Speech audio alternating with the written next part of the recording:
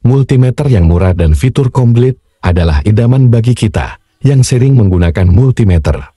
Apalagi kalau bisa awet, itulah impian kita tukang servis. Tapi ternyata, kalau kita salah pilih, malah jong yang didapat, dan multimeter yang kita beli pun ujung-ujungnya jadi sampah. Biar tidak salah pilih, yuk kita tonton videonya sampai selesai. Ya, saya maksud adalah multimeter dengan tipe DT9205A. Karena multimeter inilah yang fiturnya komplit dan harganya sekitar 80 ribuan ke bawah. Dan kedua multimeter ini, walaupun satu tipe, tapi jelas-jelas berbeda, dan perbedaannya bukan cuma di merek aja, tapi di jeroan dan kualitasnya juga sangat jauh berbeda. Perbedaan fisik pertama ada pada lampu ini, sedangkan tipe yang Shinwa ini, bukan lampu tapi tombol on-off. Dan kedua, di sini alat untuk mengecek transistor, sedangkan pada Shinwa, ini adalah tombol hold. Waktu pertama saya beli, adalah model yang kayak gini, dan multimeter pun berfungsi normal, untuk tiap-tiap fungsi dan keakuratannya, dalam jangka waktu lama.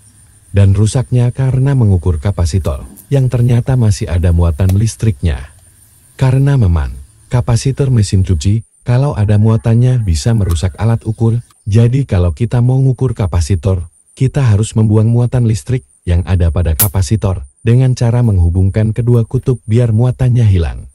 Dengan cara ini, alat ukur pun bisa aman dari kerusakan. Untuk mengganti multimeter yang rusak, saya beli lagi multimeter merek kayak gini, bentuknya persis tapi bukan Esren ini.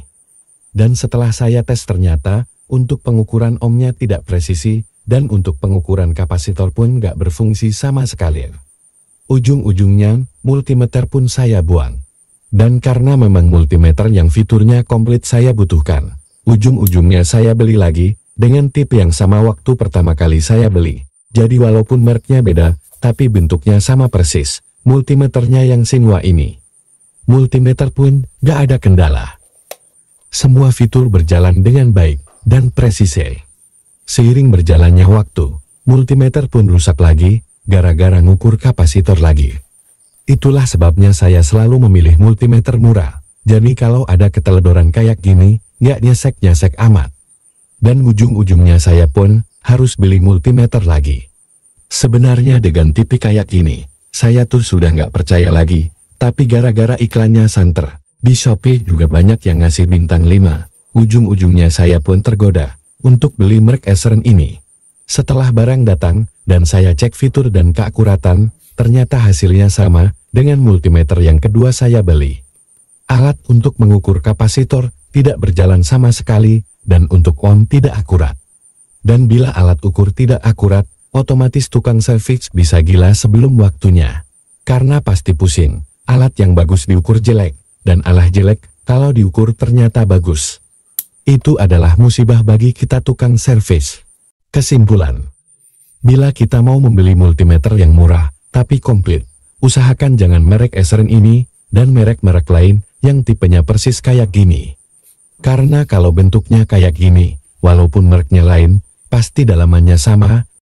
Untuk tipe kayak gini, walaupun mereknya beda, hasilnya tetap bagus. Jadi jangan sampai kita salah membeli multimeter, karena, kalau salah, kita cuma buang-buang duit aja. Oke, mudah-mudahan video ini bermanfaat, silahkan klik like bila Anda suka, dan share kepada yang membutuhkan. Assalamualaikum warahmatullahi wabarakatuh.